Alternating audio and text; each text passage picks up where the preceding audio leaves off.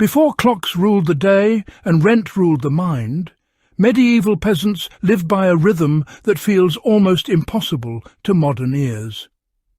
The mystery is this: their lives were brutally hard, yet many experienced a kind of calm we struggle to find today. Imagine waking not to an alarm, but to light seeping through smoke-darkened rafters, to roosters and frost and hunger deciding the hour. Time was not counted, it was felt.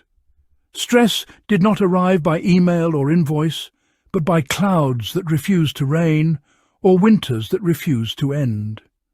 And yet this world functioned.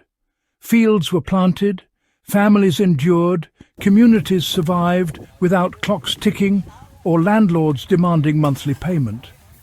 The paradox pulls us closer.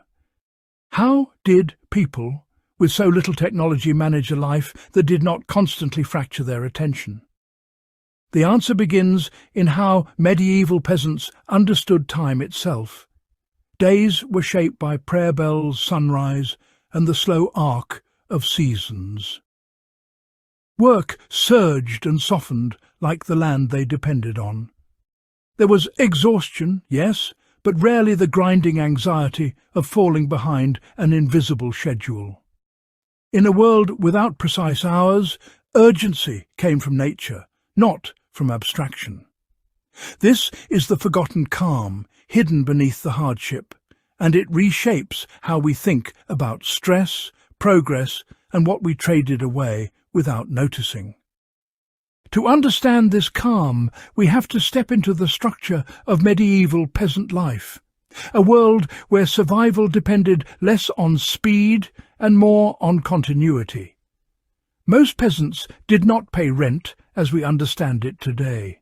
They owed labour, goods, or a portion of harvest to a lord, obligations tied to land and season rather than a date circled in red. Miss a payment today, and modern life punishes immediately. In the Middle Ages, obligations flexed with reality. A failed harvest meant less to give, not instant eviction. Community mattered because isolation was lethal. Villages functioned as shared safety nets, pooling labour during planting and harvest, sharing tools, sharing risk. Time itself was communal. Church bells marked shared moments of work, rest, prayer and feast. There was no expectation of constant productivity. Winter slowed everything. Long nights forced rest not as a luxury, but as necessity. Even holy days, which numbered in the dozens each year, interrupted labour on purpose. These pauses were not inefficiency, they were survival valves. They prevented burnout before the word existed. Stress came in waves during harvest or famine, but it receded. Life was hard, but it breathed. That breathing room is what modern life quietly erased. Here's the clever part, the hidden logic that made this system work. Medieval peasants synchronized their energy to biology and environment. Without clocks, the body became the timekeeper.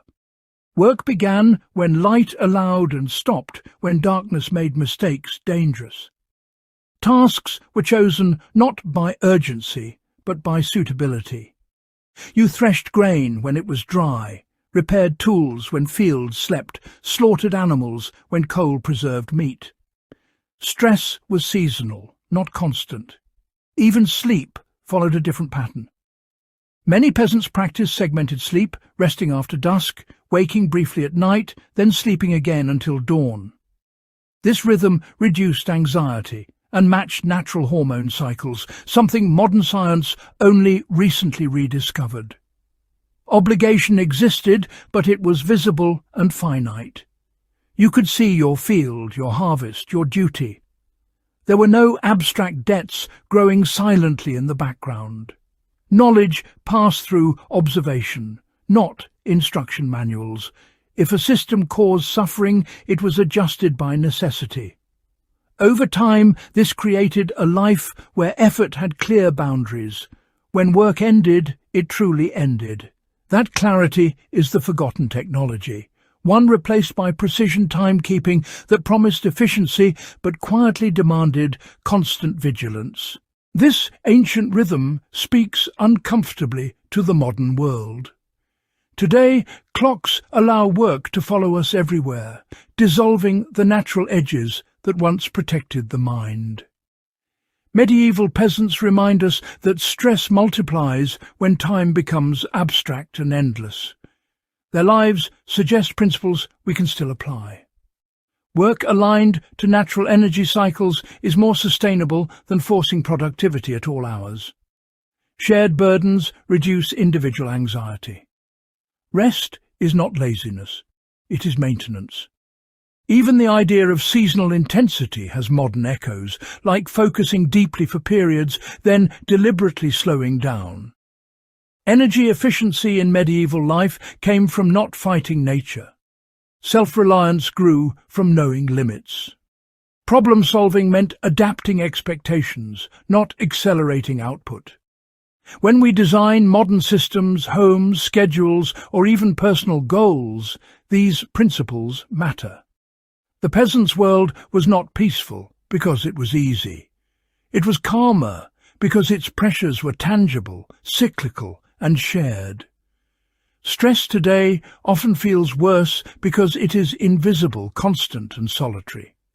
The past does not offer a blueprint, but it offers a warning, and perhaps a gentler way forward, hidden in plain sight.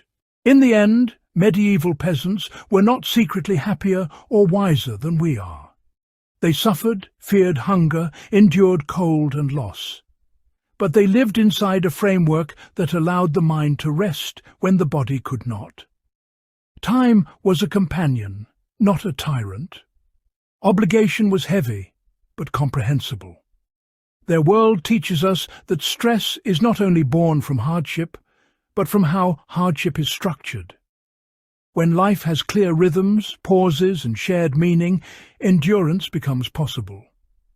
As clocks grew louder and rent became abstract, something subtle was lost: the permission to stop when the day ended. Remembering this is not about romanticizing the past. It is about recognizing that progress always trades one burden for another. The question is whether we notice the exchange. If this journey into forgotten rhythms changed how you see time, work, or rest, carry it forward. Share it. Question the urgency you inherited. And perhaps, in learning how peasants once survived without clocks or rent, we can recover a fragment of calm we didn't realize we misplaced.